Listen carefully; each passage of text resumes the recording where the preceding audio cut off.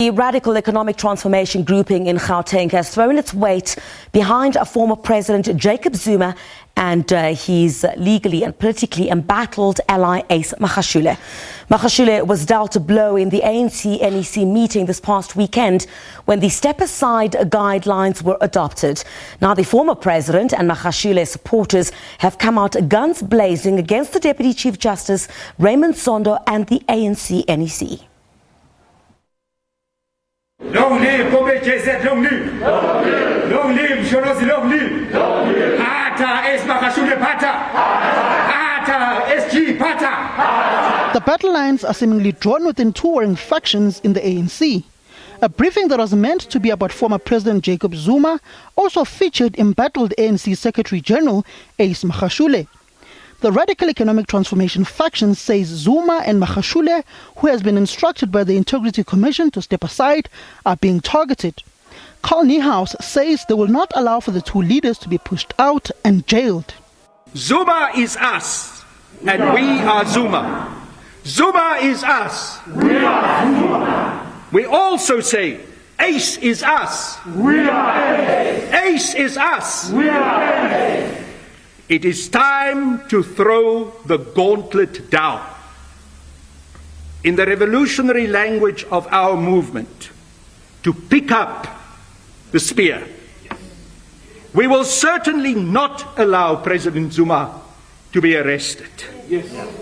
Nor will we allow Comrade Ace Magashule to be forced to step aside as our Secretary General. Neither of those things will we allow to happen. All these developments have now gone far too far. Enough is enough. Carl Niehaus says the State Capture Commission chairperson Justice Zondo can't hide his pursuit against the former president.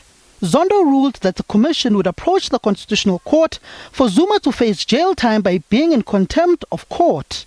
This confirms once again the biasness and the intention of Mr. Justice Zondo to attack President Zuma at all costs. There were other options that he could have followed, but he decided to go for the jugular. Now we see him naked, like the naked Caesar of those fables, standing in front of us, exposed by his own actions. Government has regulations in place for no political gatherings, but the RET grouping is mobilizing support for Zuma's court appearance next week and Magashule in Bloemfontein on Friday. Samkele Masego, SABC News, Johannesburg. All right, let's bring in Richard Calland, Professor of Public Law at the University of Cape Town. Prof, a very good evening to you. Thanks indeed for your time. So look, listening to Justice Zondo a bit earlier on today, he said, and I quote, if the no-show by the former president were to be allowed, it would cause chaos and others who are called to testify could follow this example. I guess the commission was left then with no choice in how it responded to what transpired today.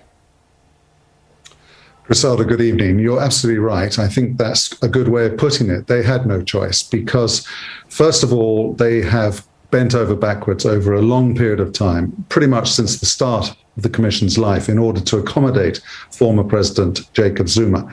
And at every turn, he has moved the goalpost, he's shifted his ground, because the bottom line is he does not want to appear in front of this Commission, and I don't believe he ever intended to do so. His legal Stalingrad strategy, as it's known, was to use up time, to filibuster, to exploit the rule of law that he does so much to damage to his own, in fact, benefit.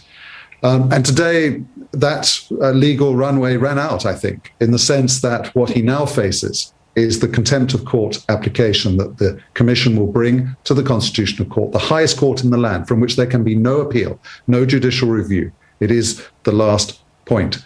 And at that point, what the Constitutional Court will have to decide is, and it will be very easy, has he failed to honour the order of the court, which was that he must respect the summons to appear as a witness in front of the Commission.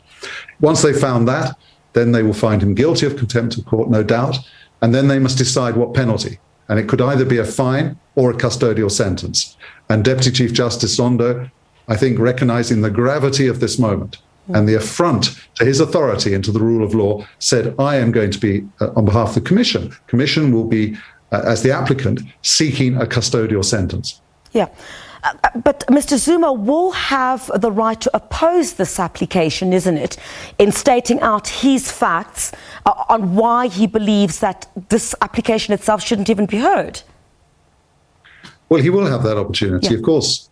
And maybe he'll take it at this time, because you'll recall that he did not bother to either appear or be represented or make submissions before the Constitutional Court when the hearing that I've just referred to took place earlier this year. And that showed his contempt for their authority already. And he has, over recent months, been, I think, seeking to, one by one, step by step, delegitimize the legal process, and through it, the Constitutional Court, the Commission, the Zondo Commission, and indeed the rule of law. So this is why it's a grave moment. He will have that opportunity to defend his position, but he can have no defense because the summons has been lawfully served on him, as far as one can tell. And secondly, he has no leg to stand on because the Constitutional Court said he must obey it, and that is the law. That is the law that they have set out, and there is no appeal from that point of view. The Deputy Chief Justice referred to repeated conduct by Mr. Zuma. I mean, with all that has been taking place, Prof, I mean, what does this mean for the credibility of this commission?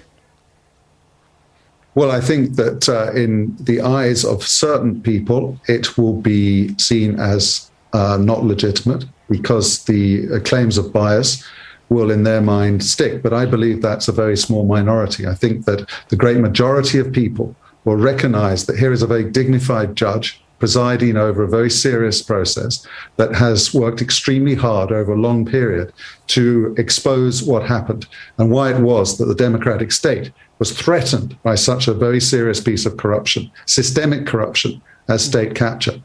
As Mr. Pretorius, the counsel for the inquiry, set out in some detail this morning, to the Commission, there is a huge amount of evidence that has been brought to adduced in front of that Commission that implicates Mr. Zuma. He needs to respond to that. That is what the Constitutional Court said. For the Commission to do its work, he needs to be a witness. He needs to be given the opportunity. He needs to take the opportunity to respond to those allegations. And just very briefly, I mean, if this afternoon's media briefing by the Gauteng RET Zuma support group is anything to go by, this matter is about to cause even a deeper rift within the ANC itself. So this is not a constitutional crisis in my view. Far from it. A constitutional crisis is when there's an irreconcilable clash or dilemma presented by different parts of the constitutional system. This is a simple act of criminality which will be dealt with as such. It's an offence to disobey a court order. However, moving out of the legal sphere, what I think Mr. Zuma's strategy now, having run out of legal runway, pretty much as I suggested, is that he wants to make this a political crisis. And he wants to give himself some bargaining chips to negotiate with by destabilizing the Constitution, destabilizing the ANC, and then using that to negotiate some way out of this no point of no return that he's reached. Yeah. Richard Calland, Professor of Public Law at the University of Cape Town, thank you very much indeed for your time this evening.